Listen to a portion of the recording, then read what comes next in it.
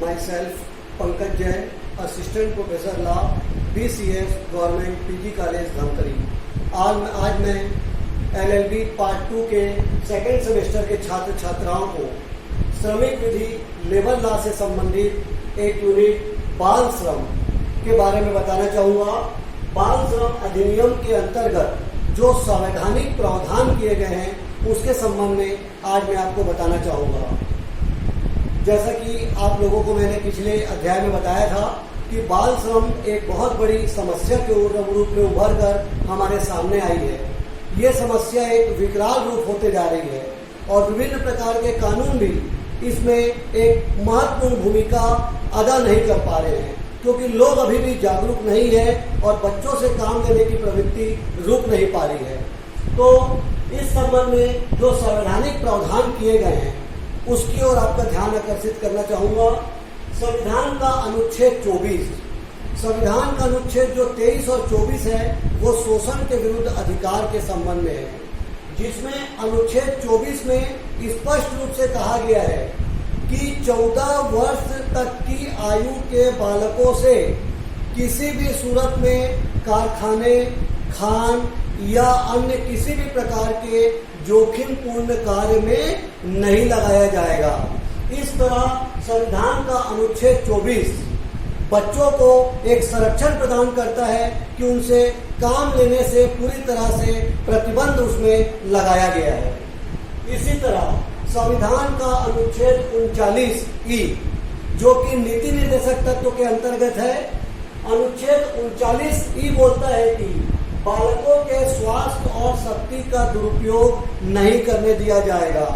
बच्चे स्वभाव से कोमल होते हैं और हमारे देश के वे भविष्य के नागरिक हैं, अतः उनके स्वास्थ्य को बनाए रखा जाएगा, उनकी सुकुमार अवस्था को बनाए रखा जाएगा, उनकी शक्ति को दुरुपयोग करने से हर तरीके से रोका जाएगा और उन्हें स्वस्थ वातावरण में विकसित होने का अवसर मिले, स्वस्थ वातावरण में वे जी सके, अपनी कार्य क्षमता को बढ़ा सके, ऐसा प्रयास सरकार के द्वारा किया जाएगा।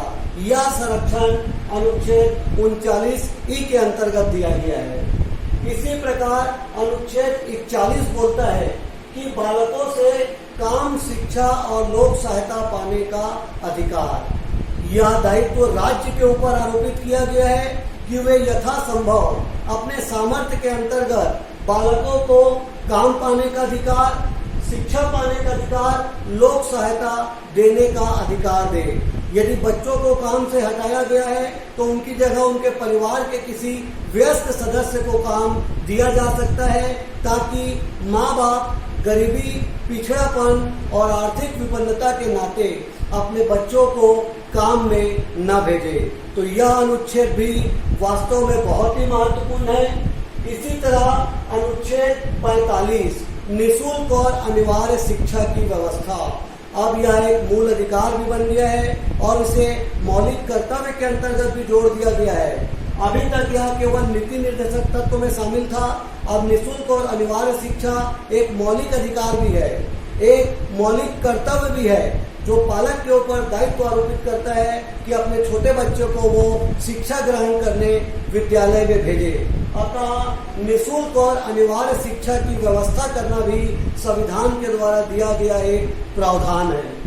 और अनुच्छेद 47, संविधान का जो अनुच्छेद 47 है वो पोषण स्तर और जीवन स्तर ऊंचा उठाने का प्रयास करता है, ताकि सभी अपनी कार्य क्षमता को बनाए रख सके, उनका जीवन स्तर उठ सके। इस तरह भारतीय संविधान के विभिन्न अनुच्छेद के अंतर्गत बाल श्रम के संबंध में विभिन्न प्रकार से संरक्षण किया गया है। इतना होने के बाद भी बाल श्रम की समस्या में कमी नहीं आई है, ये समस्या निरंतर बढ़ती जा रही है। आज यदि हम देखें तो इस पर प्रतिबंध भी लगाया गया है। केंद्रीय श्रम मंत्रालय ने प्रतिबंध लगा दिया कि बालकों से काम नहीं लेना है। इस प्रतिबंध के फलस्वरूप देश में 13 करोड़ बाल मजदूर, उनसे काम लेना प्रतिबंधित कर दिया गया है। ये बहुत ही अच्छा कदम है, बहुत ही सराहनीय प्रयास है। इसके बावजूद भी ये समस्या लेकिन हल नहीं हो सकी है। आज भी यदा कदा बाल मजदूर हमको कहीं न कहीं काम करते अवश्य दिखाई पड़ते हैं।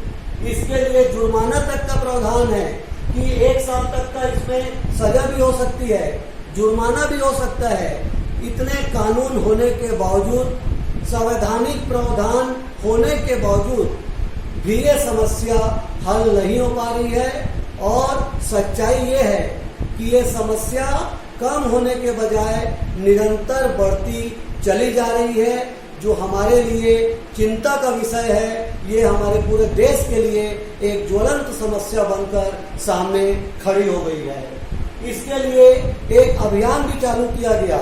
उस समय तत्कालीन प्रधानमंत्री मनमोहन जी ने उस समय एक अभियान भी चालू हुआ था, सर्व शिक्षा अभियान। राज्य सरकार को भी अभियान सौंप दिया गया कि सर्व शिक्षा अभियान चलाएं, सभी जगह चलाएं और बच्चों के कल्याण पर विशेष रूप से ध्यान दिया जाए। इस तरह बाल श्रम की समस्या को दूर करने के लिए सरकारें लगातार प्रयास कर रही है, स्वयंसेवी संगठन भी लगातार प्रयास कर रहे हैं, कानून के द्वारा भी दंड देने की व्यवस्था की गई है, कड़े से कड़े कानून बनाए गए हैं। इसके बावजूद भी बाल श्रम की समस्या अभी तक खत्म नहीं हुई है।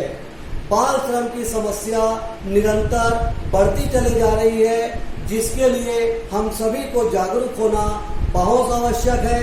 हम सरकार का सहयोग दें। जहाँ कहीं हमको नजर आए कि कोई बच्चे काम करते पाए जा रहे हैं तो सरकार का ध्यान उस ओर आकर्षित करें, ताकि उस जगह से मजदूरों को, बाल मजदूरों को छुड़ाया जा सके, उनके परिवार को समझाया जा सके और उनके स्वास्थ्य, उनकी सेवा, उनकी शक्ति को दुरुपयोग होने से रोका जा सके।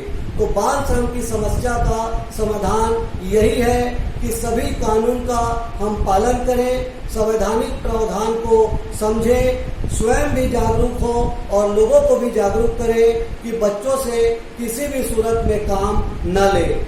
जब सभी लोग जागरूक हो जाएंगे और इस दिशा में हम एक संकल्प ले लें कि छोटे बच्चों से हमको किसी भी सूरत में काम नहीं लेना है, तभी इस समस्या पर नियंत्रण संभव है।